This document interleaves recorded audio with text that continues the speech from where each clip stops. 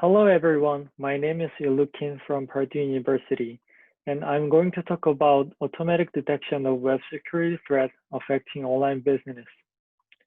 JavaScript web applications play important roles in the modern web environment. However, partial business logic can be also exposed to the client side, and it has created an attack surface for manipulation and exploitation. Here is an example of the threat. In order to make people subscribe to the newspaper, the New York Times uses a method called paywall. They allow a new user to see a limited number of articles for free.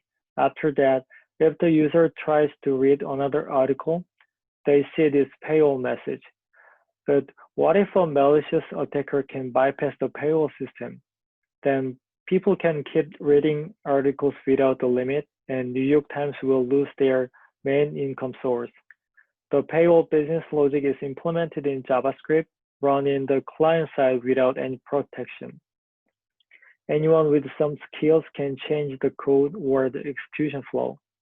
We named this kind of threat to the client-side business flow tampering vulnerability.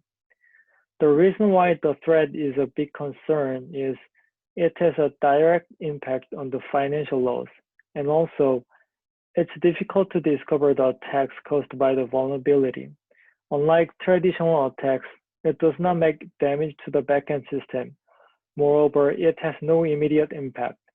So even if the attack occurred, the business owners may notice the attack a long time later, like when they check monthly income. Therefore, to prevent the threat in advance, we propose a semi-automated system to detect the client-side tampering vulnerability. We use a penetration testing-based approach. Our system identifies business-related functions, applies predefined tampering operations to the logic, then tests the tampered execution. Let's see each procedures in detail. First step of our system is to identify potential business-related functions. We observe mutation events on business-related objects so that we can collect functions, triggers the events, and cause tags. After some pre-processing, we gather the function and consider them as candidates. Our system also collects dynamic data such as control flow graph and call trace. Now we have a set of functions that might have business logic.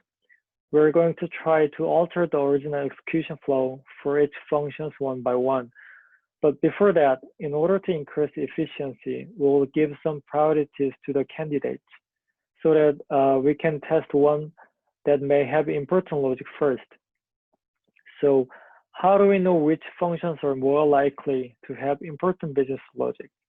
We get some hints from the observation during our research. For instance, the function that perform access control often has high execution frequency and also have similar source URL with the main page.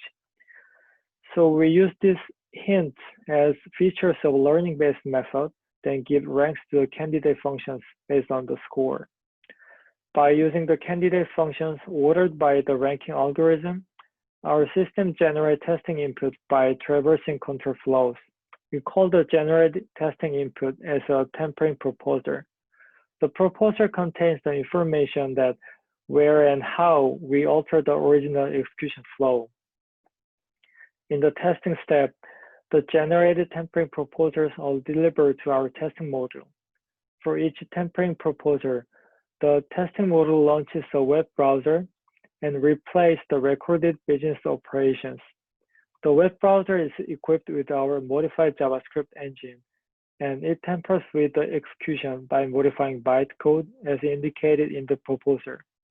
After each test, the testing module generates results.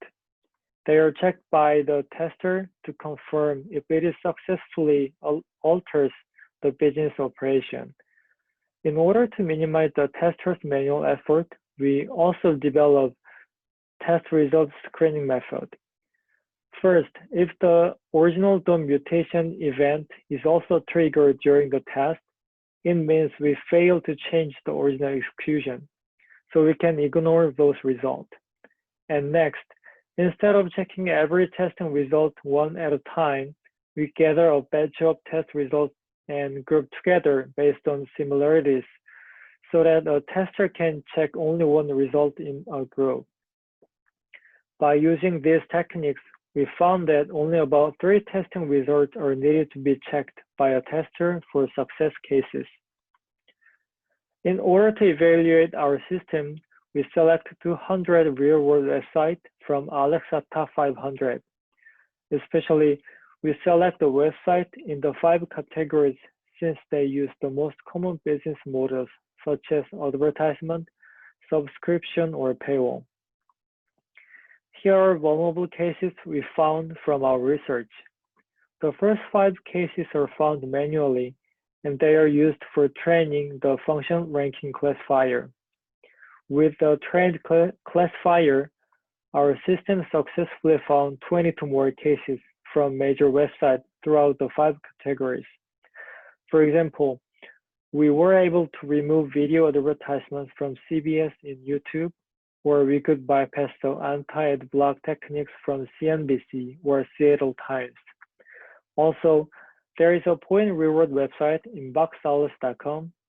They give cashover credit when a user watches a video advertisement. We were able to repeat the credit rewarding operation without watching the ads. Here is an experiment result showing the efficiency of our function ranking and the test result screening.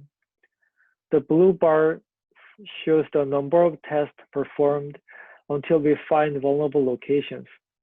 As a result, almost in every case, our system successfully found the vulnerable locations within 20 tests and about 14 tests on average. Next, the orange bars indicate the number of results after the event-based screening, and the gray bars show the final result left after the clustering. It shows that the screening method successfully reduced the result. For example, in the case 16 in the middle, our system performed 50 tests to find a vulnerable point, but we only had to check 3 results. Our system will be publicly available soon in the repo. Thank you very much.